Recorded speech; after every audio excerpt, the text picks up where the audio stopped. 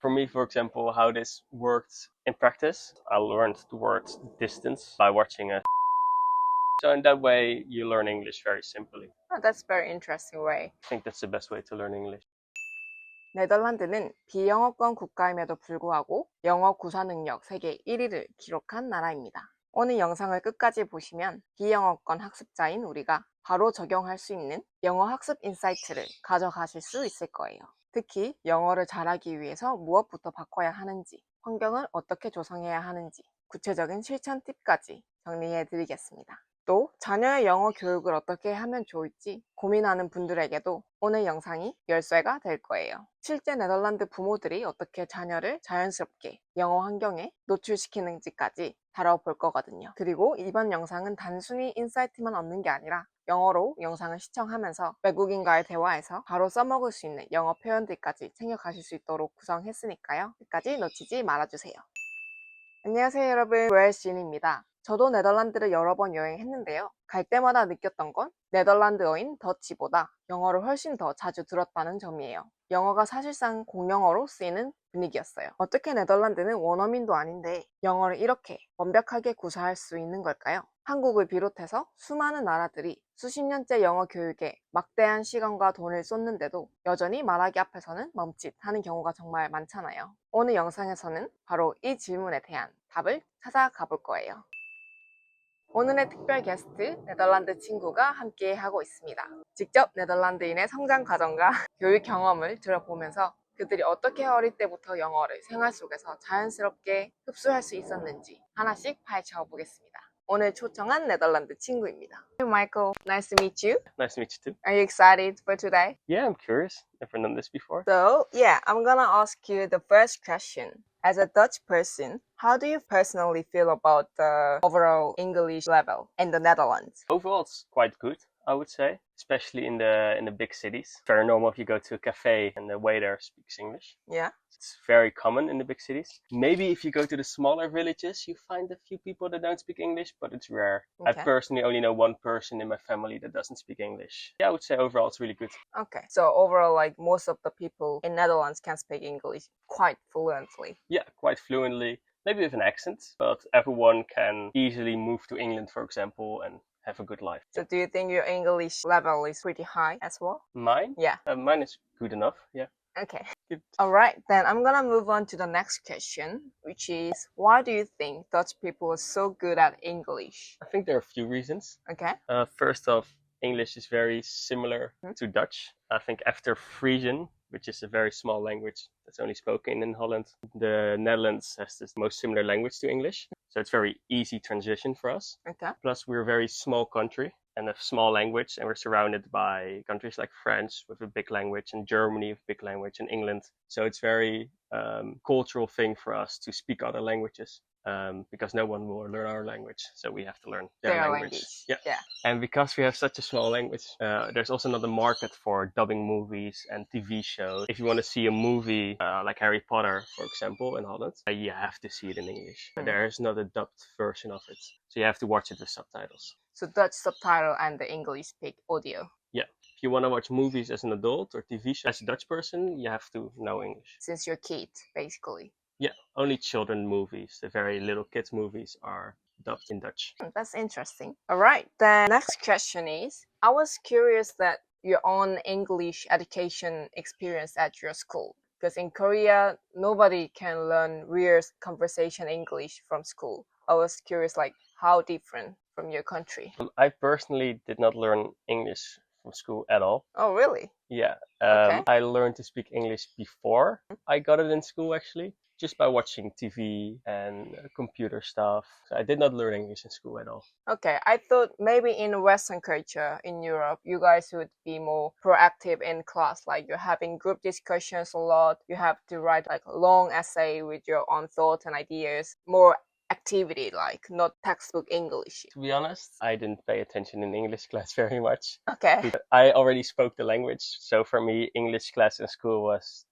boring. Chill time. Okay. Yes. But generally, you just learn grammar thing We learned grammar things, Shakespeare, and I don't know how anyone could, to be honest. Anyone could learn real English from school. In my experience, you don't learn English by going to school. Okay, it doesn't sound like that much different than Korea then. Alright, then I'm also curious about your daily exposure to English. How often and what kind of contents were you exposed to English? For me, as a kid, it was cartoons. Yeah. Like South Park was a big one. South Park, yeah. I liked the way it looked as a small child, even though I didn't understand it. Yeah, that's American cartoon, isn't Yes, it? Yeah. American cartoon. So I watched that every morning with breakfast, to be honest. Okay.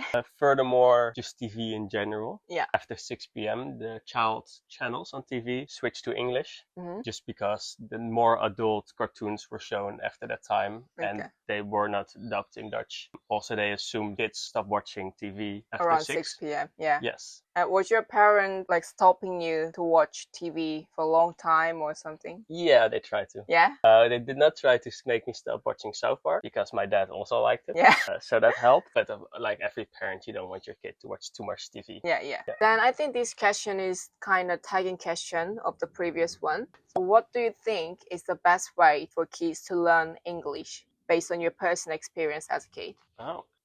Based on my own experience, it's for sure by just watching a cartoon or TV show as a kid. Okay. I would recommend to parents to find a cartoon or a TV show that's in English that your kids would like. Kids are easily amused, so they very often just like the look of a cartoon. At least that was for me the case with South Park, for example. Yeah. So I would say find a cartoon in English that your kids just like the look of and just let them watch it every day. Okay. And they will learn English by themselves. Even if you don't understand anything from that? For me, that's how it worked. I started off with not understanding anything they said. Okay. I learned English by itself. Yeah. So you just continue on watching because it's funny how it looks like from the cartoon. Even if you don't understand whatever they're saying at all, at some point you start to understand bit by bit. Yeah.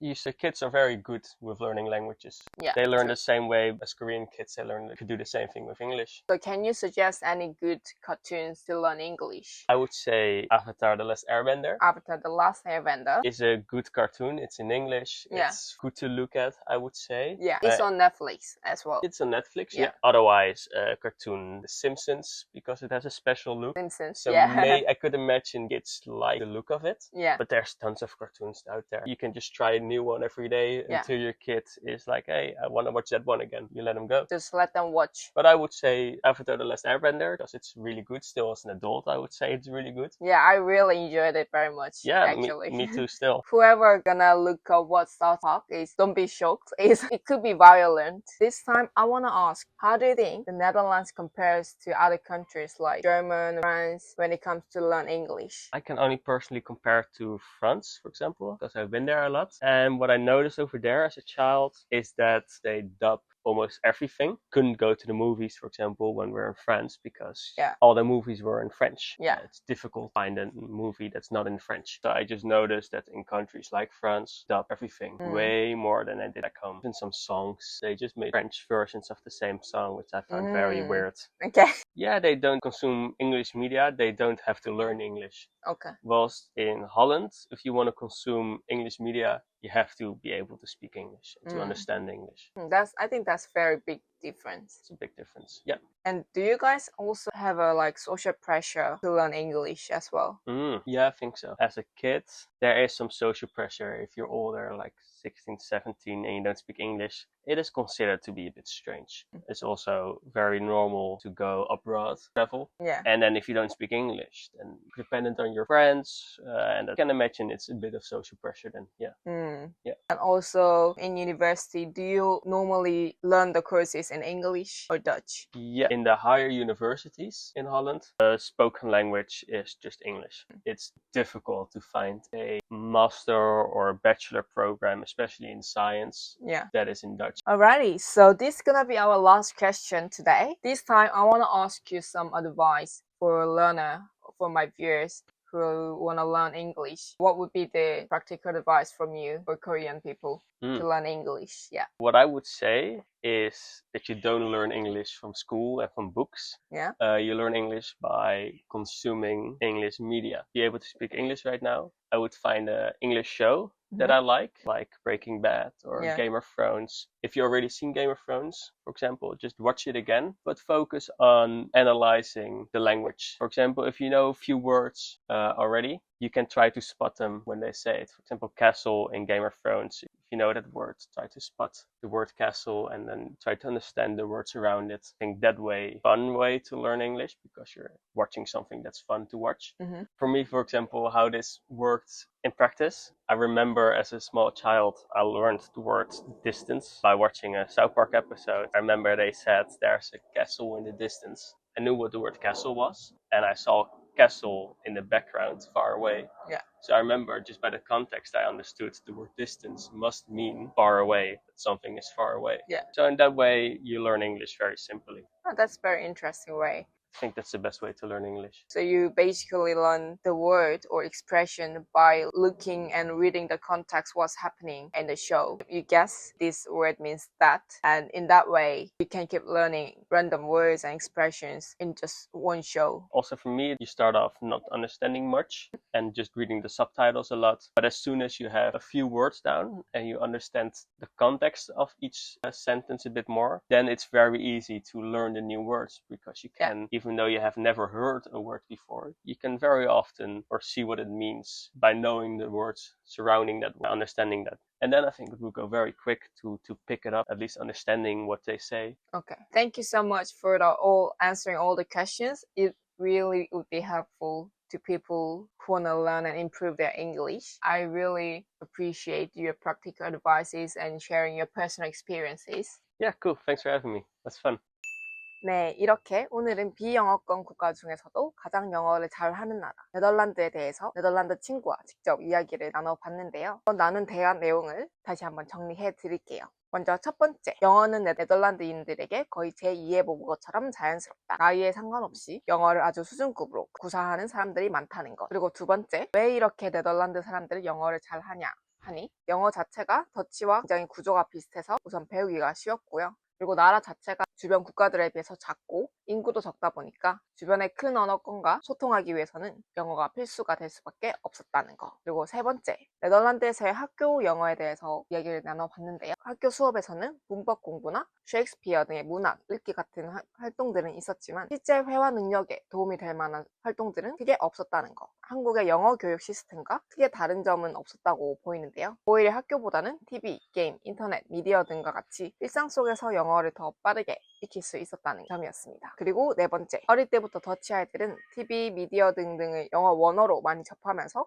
영어에 노출되는 게 아주 일상화가 되었다는 것이었는데요. 영어 원어를 그대로 듣는 환경에 많이 노출이 되어 있어서 그냥 자연스럽게 영어를 꾸준히 들을 수밖에 없었다. 그리고 다섯 번째, 주변의 나라들과 비교했을 때도 영어의 수준 차이가 확실했는데요. 프랑스는 예를 들어서 TV쇼, 영화 대부분이 자국어로 진행이 되기 때문에 프랑스 사람들은 영어에 노출될 기회가 굉장히 적었습니다. 반면에 네덜란드는 영어 그대로, 원어 그대로 콘텐츠를 소비해야 했기 때문에 강제로라도 영어에 노출될 수밖에 없었다는 것. 그리고 마지막으로 아주 실용적인 팁을 들을 수 있었는데요. 자신이 좋아하는 영화나 드라마를 영어로, 원어로 보면서 처음 보는 표현과 단어들을 맥락에서 추측한다는 것이에요. 처음에는 이해가 잘 되지 않더라도 그 자막을 보면서 맥락을 이해하고 반복하면 어느 순간 폭발적으로 영어의 습득 속도가 빨라진다고 합니다. 그리고 친구의 개인적인 어릴 때의 경험으로 말을 해주었죠. 어린 아이들에게도 그냥 자막 없이 영어 그대로 된 콘텐츠를 보여주더라도 계속 반복해서 보다 보면 스스로 맥락을 보면서 연상을 하고 영어들을 익히기 때문에 아주 빠르게 영어 실력이 늘 수 있다는 것이었어요. 오늘 대화에서도 나왔듯이 영어 실력의 핵심은 영어 콘텐츠 또 미디어에 얼마나 자주 노출되느냐였죠. 이 부분을 활용해서 스피킹과 리스닝을 훈련하는 방법은 제가 이전 영상 K-POP Demon Hunters 영상에서 자세히 다뤘으니 꼭 시청해 보시기 바랍니다. 여러분은 오늘 마이클과 인터뷰 어떻게 보셨나요? 한국과 네덜란드의 영어 환경은 어떤 점이 가장 다르다고 느끼셨나요? 오늘 대화를 보면서 이건 꼭 내 영어 학습에 적용해야겠다 싶은 인사이트가 있었나요? 여러분의 솔직한 생각을 댓글로 나눠주세요. 댓글 하나하나가 다른 시청자들에게도 큰 도움이 될 수 있습니다. 오늘 영상을 재밌게 보셨다면 구독과 좋아요, 알림 설정까지 부탁드리고요. 다음 영상에서도 더 깊은 인사이트와 영어의 길잡이가 될 수 있는 영상으로 다시 찾아올게요. 안녕!